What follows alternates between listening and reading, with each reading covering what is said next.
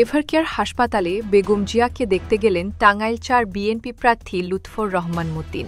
দুহাত তুলে করলেন দোয়া। সংবাদদাতা নাদিম তালুকদার, টাঙ্গাইল প্রতিনিধি।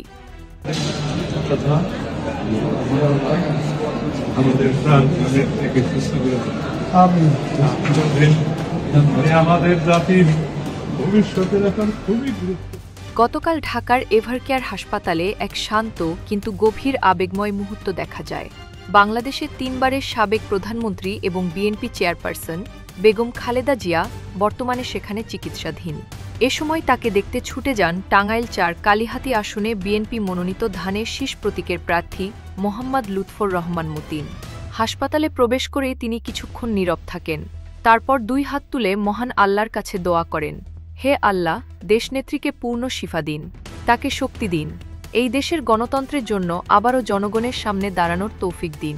মতিনের এই দোয়ায় আশেপাশের উপস্থিত অনেকে অংশ নেন। স্থানীয় কর্মী থেকে সাধারণ দর্শনার্থী সবাই বেগম খালেদা জিয়ার দ্রুত সুস্থতা কামনা করেন। ঘটনার সরলতা আর মানবিকতা দিন শেষে রাজনীতির সীমারেখা ছাড়িয়ে গিয়ে একটি বার্তাই তুলে ধরেছে, দেশের এই বর্ষিয়ান নেত্রীর সুস্থতা সবারই কাম্য।